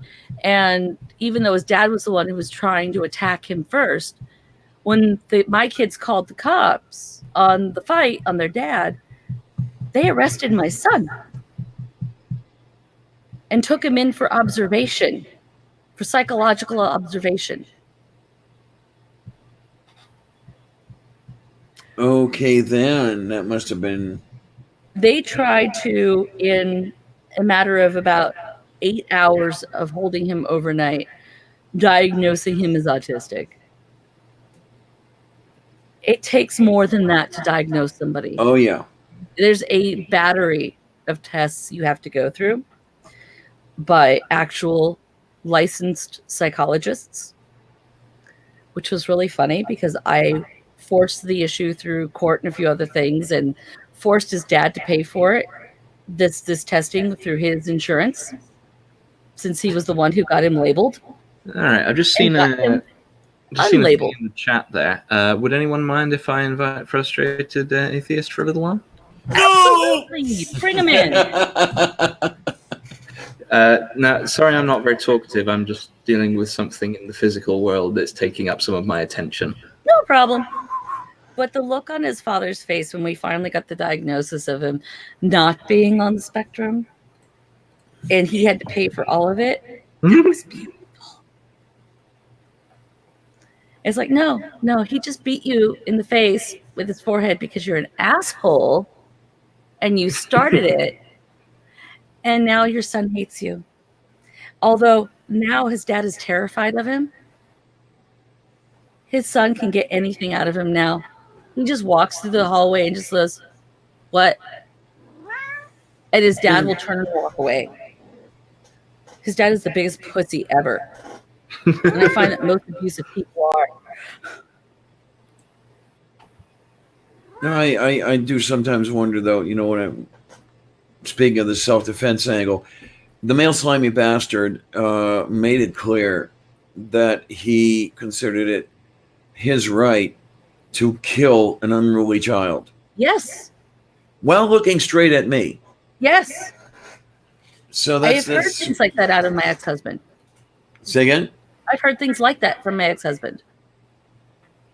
Yeah, and it's times like that I wonder what would have happened had I, because I very likely would have said fuck it, and even had I a pistol pointed at me, I would have gone for him, because it's like, you know, what the fuck, you'd only do me a favor by killing me. And I wonder, I would very likely have either died or killed him. Mm-hmm. And I'm almost sorry it never came to that. Well, I'm glad that it did it because you're sitting here talking to us, and I'm happy about that, and that bastard's dead. That's a good point, because at least two people to talk to each other to keep the stream going. Uh-huh. Here's the thing, Diane. You won. You're alive, and he's not. You're a much happier person overall. You have friends who love you. You have a cat who loves you. You have a lovely place. You have wonderful things in your life. And he's dead, and he's worm food. And nobody liked him. And he was miserable. You know, one thing that does make me all warm inside is I got in contact with a few family members that I hadn't talked to in years through the one cousin that was still talking to me. And I found out with each person I talked to how much everybody couldn't stand those two. They were not liked at all. And it's I am just, in my own way, it's kind of pleasing to know that they were on everybody's shit list. Exactly. You won. You got to take that, take all the wins. And I bet you if you start looking for them, there's a bunch. And I wish I could have had the vicious pleasure in all those wins. I wish I could have had the life that was taken from me. Make the life that you can have now wonderful. Fuck that. Fuck that, whatever was taken from you. What you have now is you have intelligence that I could only dream of having. Oh, please. And an incredible education. No. Oh, time out. I'm nothing special, okay? Bullshit. Really, I'm not. Quit talking shit about my friend or we're going to have words. No one's allowed to talk shit about my friends. Even that person herself? Nope. No, really, I am not. I'm really not special. I would bet you have touched people's lives in a positive way that would tell you opposite. I'll tell you opposite. See? It's not about what you think about yourself. It's the mark you leave. It's the positive you leave. It's the people you've helped. That's what matters. But that's what you're supposed to do. Yes, it is. And some people are assholes and don't do that. And that's what makes you a better person. I'm frustrated. I sent you a link. Click it. Toprata kostepeliki. Where is the frustrated? I have no idea what I am talking about, by the way. Yeah, clearly. My ex would call it fluent stupid. Yeah, just because they can't understand it doesn't mean that it's stupid. Maybe they're stupid for not being able to understand it. There is a little bit of a story about that. I started playing around with strange words and strange sounds and stuff like that maybe when I was Fun. 10 or 11. And I sort of started to invent something that I later came to realize was semi-close to speaking in tongues. Speaking in tongues. Welcome to Atheist. Welcome to Atheist. Hello, that's what's a going on, lovely guys? echo you've got there. Oh, we're just telling Lavender that she's not allowed to talk lovely shit echo. about herself. Oh, we're just telling Lavender that she's not allowed to talk shit. Okay, about herself. somebody does not have their YouTube page muted. Feel better? Okay, does not have their YouTube page. Right. Can y'all Let's hear talk me? a little bit more. Let me see if we're back now. Say things frustrated. Right. We Let's can talk a hear little you, bit but more. we can also Let hear me see if ourselves we're back delayed now. through you. Say things frustrated. Yeah, We I can can hear you, but we can also hear ourselves through you. Oh dear. Yeah. I don't Yeah, I it's don't a know nice- what's happening. You have to mute your YouTube page. It's these Yeah. headphones I'm using. Page.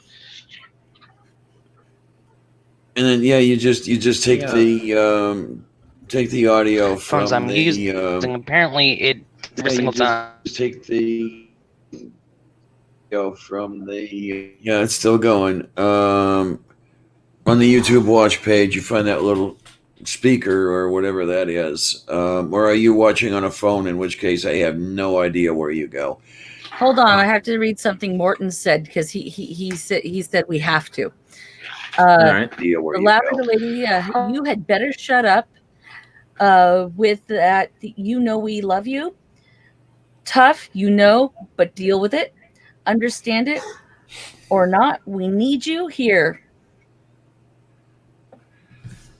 So, yep. Well, Tough shit. We love you and we need you here. So you're not allowed to be mean to you. Linda, absolutely you can. Yeah, I should be starting up. Depends on how long you want to hold on, Badger. I was going to start up at 3 o'clock my time, which is in about a half hour. Right. I should probably start wrapping up my thing in a little How's that? Is that any better? Let's Yes. see. Actually, it is. Yeah, we seem to be doing Much better. All right, Say so I should probably start wrapping up my thing in a bit, but let's get a little bit more going on here first. So maybe do you another 10 remember? minutes or so and see how we do. If there are certain donations, I can tell wonderful, horrible stories. Yes, absolutely. Throw money.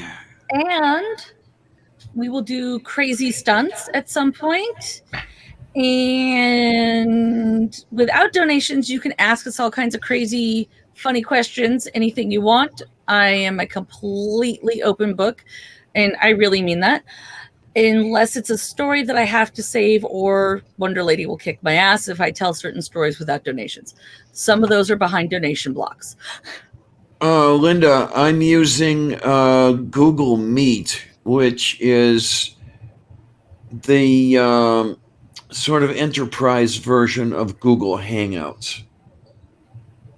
It's better in some ways, it's worse in some ways, but it's very much similar in most ways.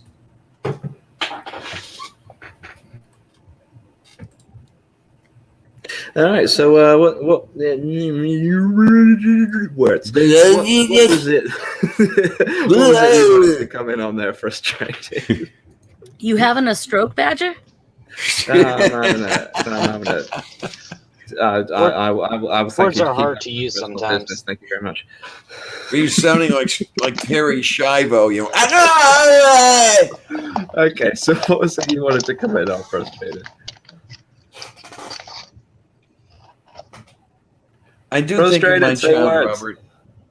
Speak, Bacon. Oh, there's a lot of discussions that I was keen to have, like the.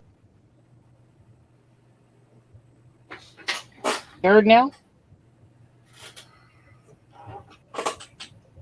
Can I be heard? Yep. Yes. Yeah, we can hear Yes, we can hear you.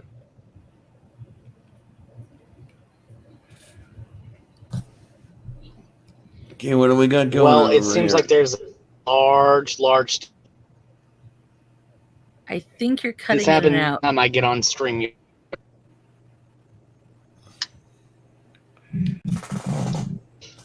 Yeah, this is cutting in and out on you, Russ. Yeah, I'm you're There sorry. seems to be a delay. What y'all when I'm saying things. Poop. Okay, I ran into a problem like that a while back. I was hosting RJ, and yeah, even on our loop, even on the panel, he was so far. You'd see the screen, you know, and then you'd hear him talking. You know, one of those deals.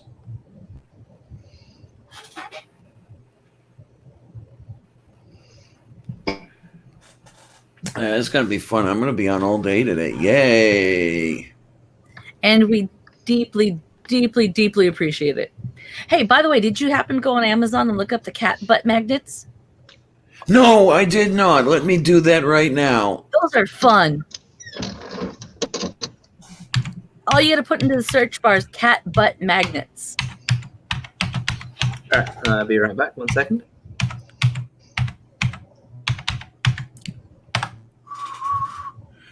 Oh, for the love of... Okay, then. Now, set of 6. Yeah.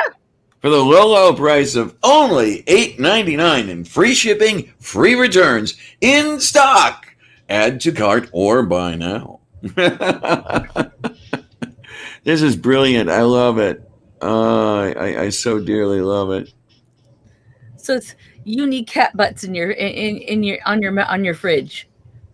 There you go. Yeah, it's unfortunately I lost some parts of my periodic table when I moved, so that's not up on my fridge until I buy another one. So the cat butts will take their place for a while. You just put them in the missing spots. There you go. What This I like element to do, is tabby ass. okay. This element is tuxedo ass. What I'd like to find a periodic table refrigerator magnet with the new elements. There are a few new ones, aren't there? Yeah, there's Didn't I they know there's find some new Tennessee, one? there's Oganesson. there are a couple more. Didn't they find a new one or something like that in a meteorite that came? I cannot remember I don't know if exactly. I'm remembering that right or not, but I thought they found either a new element or a unique stone. I'm thinking it was a new compound, possibly a. Let's see. Let's try looking for something new. Compound. I know they're always finding like one-of-a-kind unique stones and meteorites.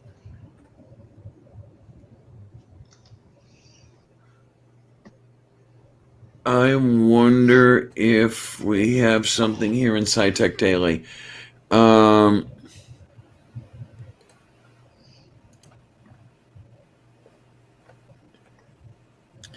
Okay, this may or may not have something to do with it. From SciTech Daily, let me see. When's the dateline? Dateline June 26th, Okay. 2019. Cyanide and carbon monoxide are both deadly poisons to humans, but compounds containing iron, cyanide, and carbon monoxide discovered in carbon-rich meteorites by a team of scientists at Boise State University and NASA may have helped power life on early Earth. The extraterrestrial compounds found in meteorites resemble the active site of hydrogenases, which are enzymes that provide energy to bacteria and archaea by breaking down hydrogen gas. Their results suggest that these compounds were also present on early Earth, before life began, during a period of time when Earth was constantly bombarded by meteorites and the atmosphere was likely more hydrogen-rich. More at 11. Okay, now we can pop off the radio announcer voice there. I don't know if that's it or what's going on. I read stuff and forget it so fast. Man, I've got so much stuff What's this? pouring in here that I cannot keep track Am of I it still all. being able to be heard on a delay? We can still hear you. We can hear you. Are we being delayed still for you? Sounds like it. Yep, I think we are. Yeah, like I said, it's probably on. Yeah. I think you're still breaking up a teeny bit, and we're getting a little bit of reverb here and there. And yeah. Thank you, Orla. So at least the notification worked for you. She got the show in 30 minutes notification, I guess. Cool. Which is actually about 20 minutes now. Come on, guys, ask me something embarrassing. You know the company you're in, don't you?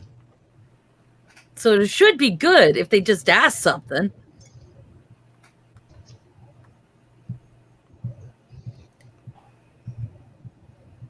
Yeah,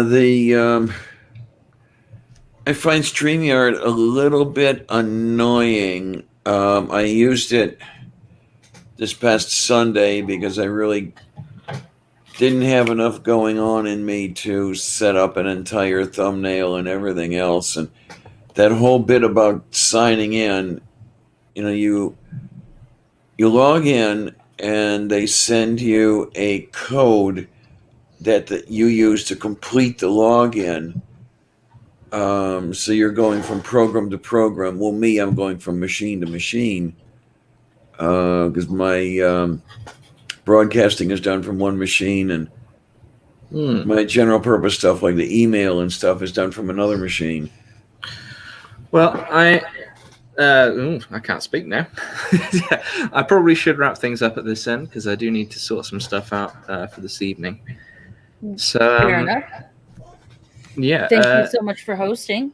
Yeah, let me start bringing stuff up here slowly. Right. Well, if we sort of waffle for a little bit longer while you do that, lady, then we can not have a gap. So I was wondering. Yes. What's with the little dragon on the microphone? I think it's a dragon, isn't it? Let me zoom in. No, that's Godzilla. Oh no, it is Godzilla now. Now I zoom in. It's our scaly overlord. Ooh.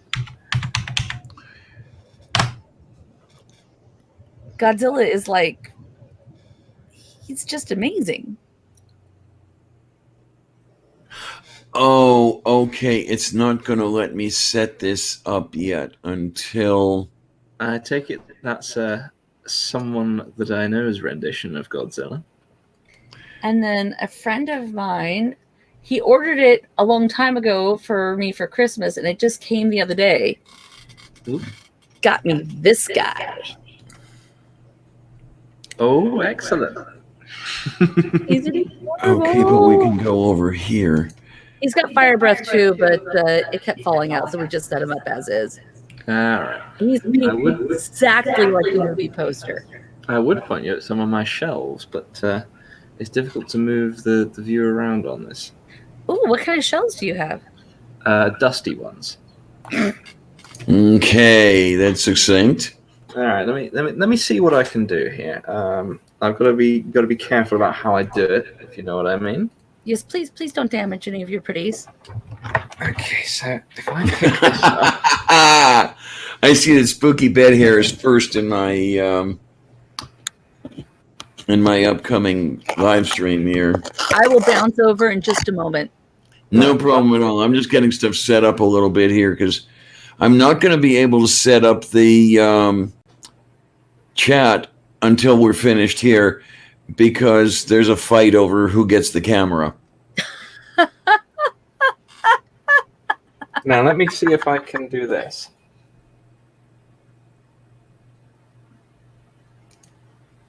Why these you want to It'll work. eat? So here's one of my little shelves. Oh, shelves. I thought you said shell. But those are cool stuffs. What are the statues? When the Phantom Menace came out, they did these little promotional things in cereal packets. Ah. And those are those promotional things. I managed to get hold of Queen Amidala, I see it now. R2-D2, and Boss Nass. I There's thought I also some recognized Flora R2. behind them, and some C-3PO. And the R2-D2. wood dinosaur in the back? Something made by one of my relatives. Got it. Now, here is some things you may recognize as well. Yes, I recognize all of them. Oh my! Very Oh, my. nice. Now, if I go back to that. What is the little red, looks like a medal next to the dinosaur tail?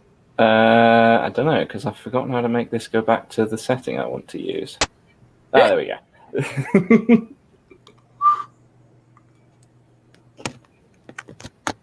That's some cool stuffs. Good nerd shelves. Boy, I tell you, I wish I still had some of the models I built as a kid.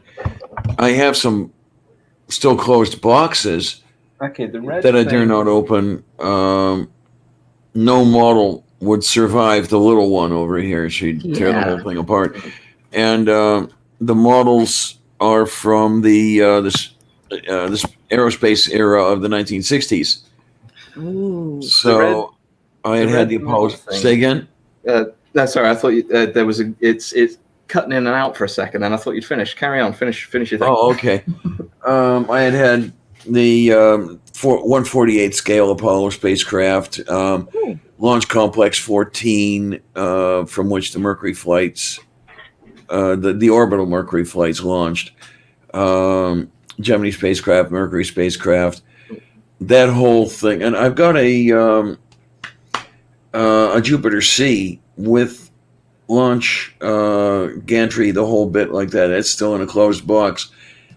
I wish I could have it together, but there's no place to display any of this stuff. And like I say, Sylvia would have it all apart within hours.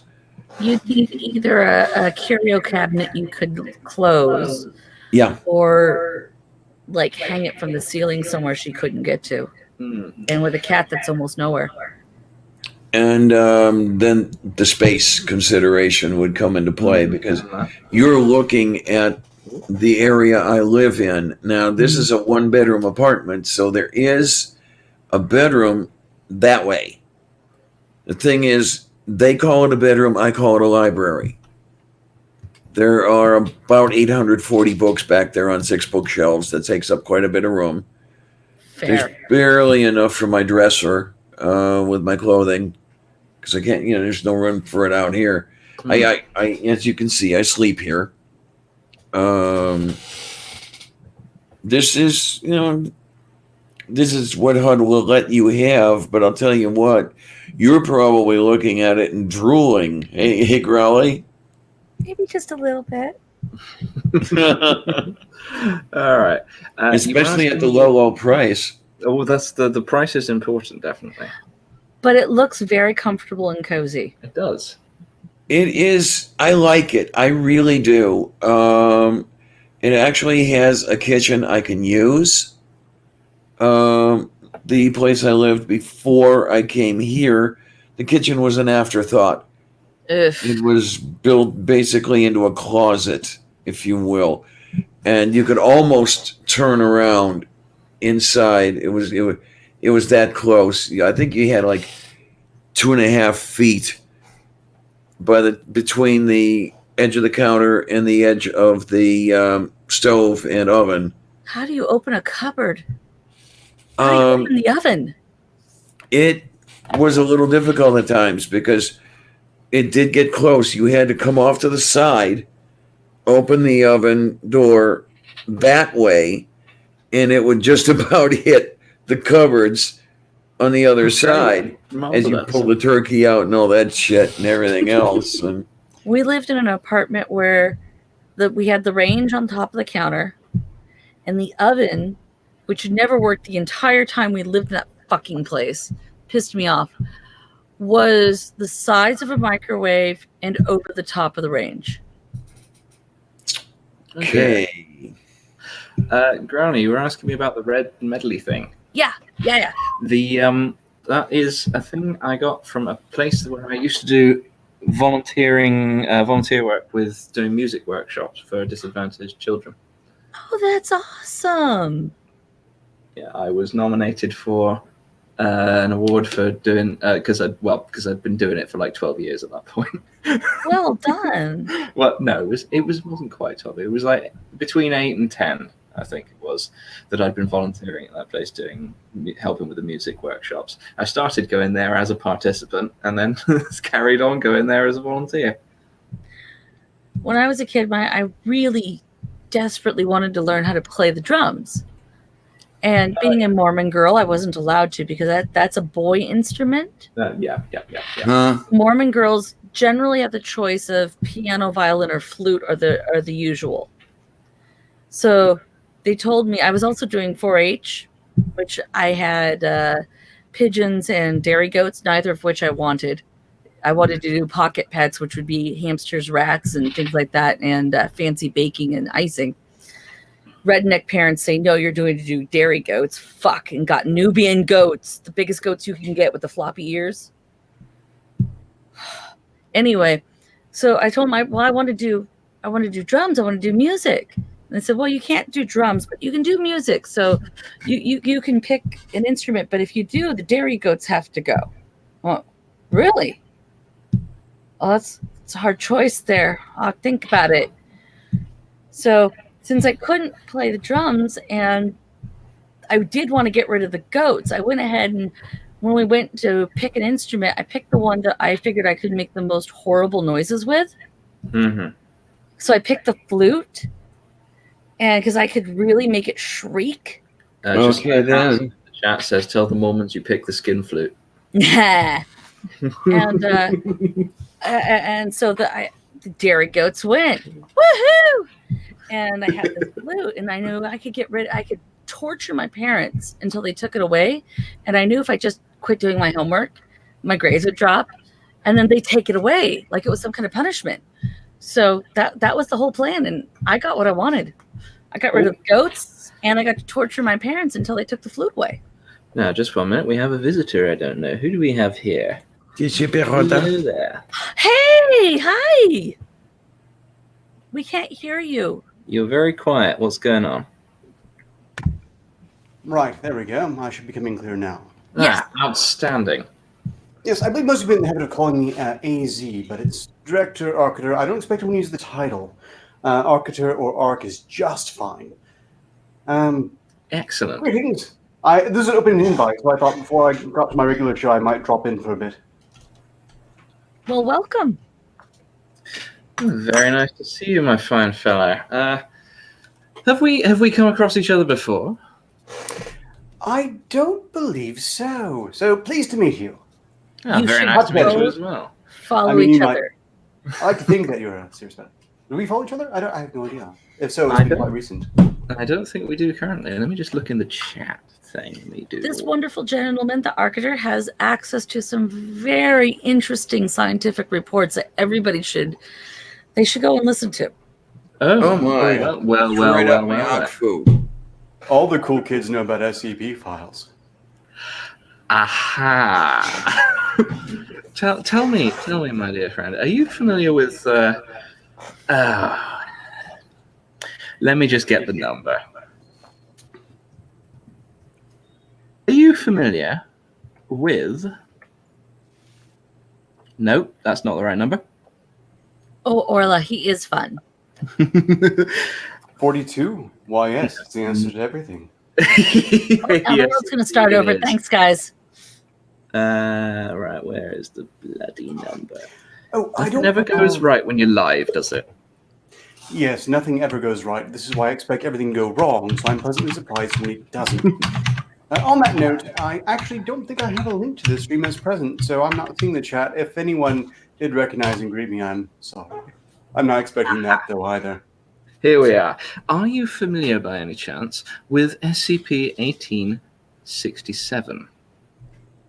Very likely. I think I've read most of them, but the numbers have ballooned dramatically. In fact, yesterday, day before yesterday, I ran a marathon stream of SCP files, and I probably would have gotten to that one eventually, but for the fact that someone suggested the list of things Dr. Bright is not allowed to do the Foundation. And that's yes. the remainder of the time, because that had ballooned from 50 items to just shy of 300. Yes. So, oh boy. Okay. Kids, if you don't mind, I'm going to drop and set up over at the other Indeed. stream. So I thanks shall- for having me here. Twitter me when it's up, and I shall put the link in the thing and send the peeps over. Beautiful. I like it. All right. See you Well, outstanding.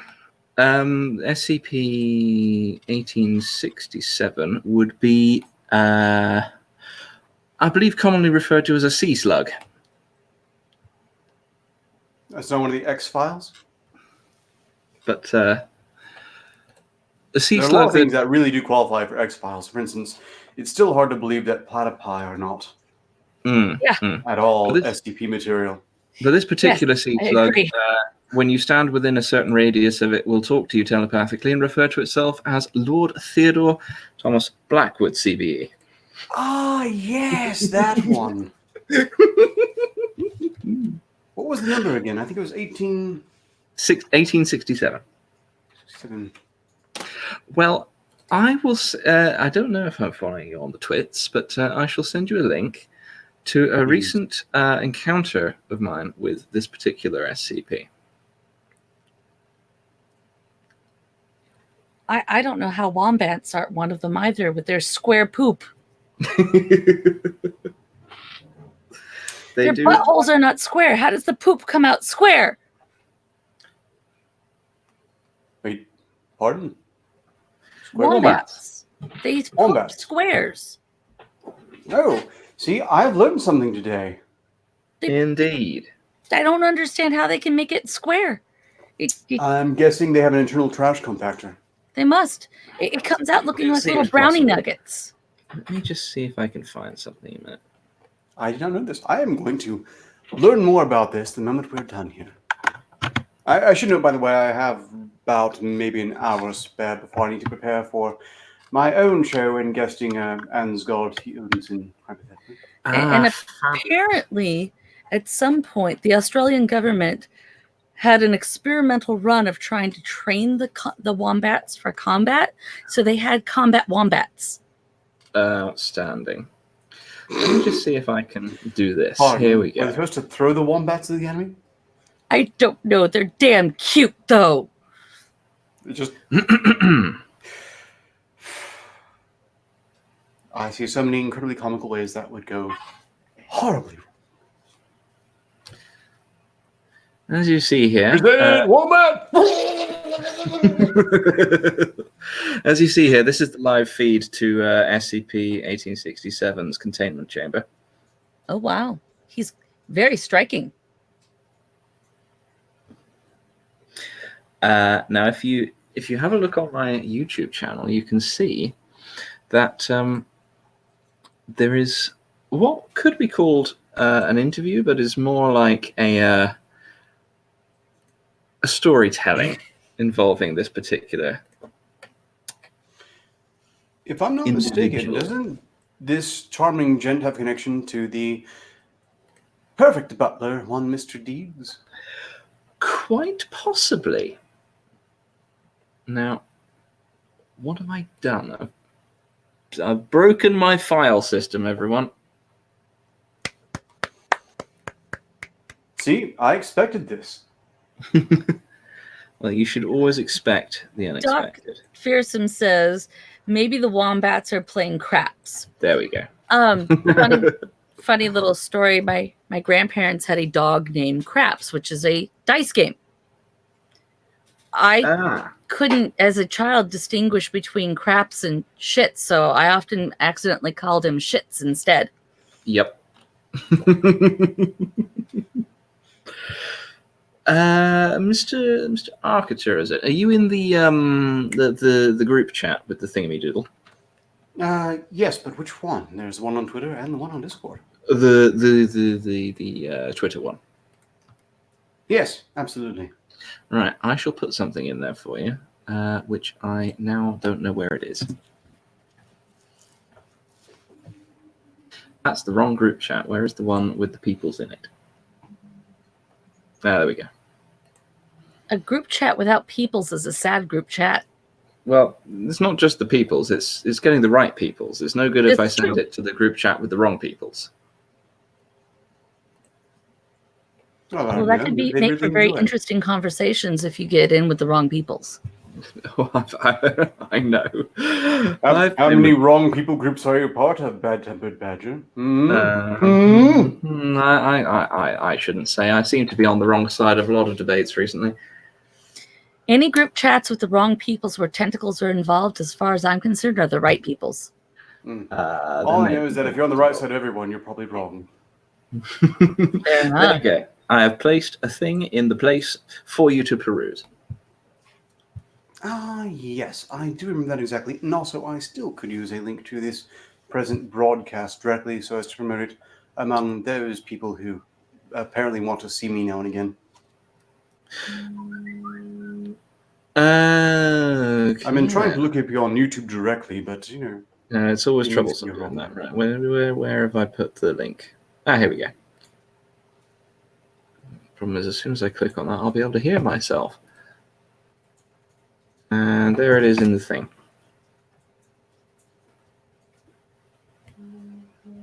I'm waiting the update. Oh, there we go. Although we will be wrapping this one up soon and going over to Diana's. So, Yes. although I would certainly appreciate a link to this one as well. It's up. I've got it, and am now able to see the chat. So if you wanted to criticize me directly, now's the time. Meanwhile, Excellent. I will go ahead and notify my peculiar following that I am live on the stream even now. So we are all going to be jumping over to Diana's momentarily, since Badger does have some things to take care of himself and has hosted for quite some time. Yeah, we've been going for 2 hours now, and I originally said maybe an hour. Oh, well, look, I've got only about an hour left anyway myself, so no worries there. What is our remaining ETA? Or ETE, I suppose? Estimated time of exit? Precisely. I'm not entirely sure. It'll be probably a couple of minutes. I think Diana's stream is about to go live, so once it is, then we shall go and switch over to that one, and I'll probably be listening. However, particularly with a view to interest in SCP things and other stories, I would very much like to invite you to come on for a chat sometime. Oh, well, I'd be delighted. Time permitting, of course. Of course. Oh, I would like to pardon for any delay between my voice and the video footage. It always happens that way whenever I'm broadcasting from the 1950s facility. I'm feeling terribly British. I think I've gone more British than usual. A show with the both of you in it is going to be brilliant. Right. Well, I shall definitely send you a message about that proposition. Okay, Diana's links are now in our chat. I think we're going live over there. So shall I? Where have I put the chat? Let's go I'll ahead close and the chat. That's why. pop on over.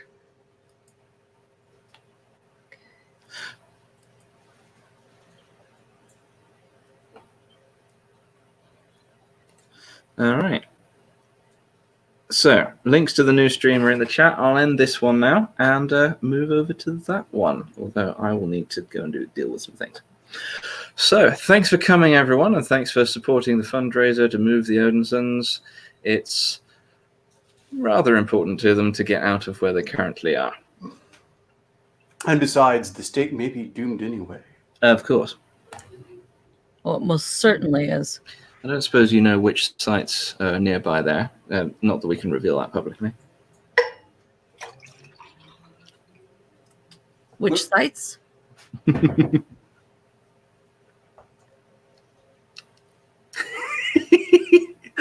Oh, the look of confusion is wonderful. Right, I shall end this one now. Thanks for coming, everyone, and we'll see you on the next one. That's a two-stage process to end the stream. Okay.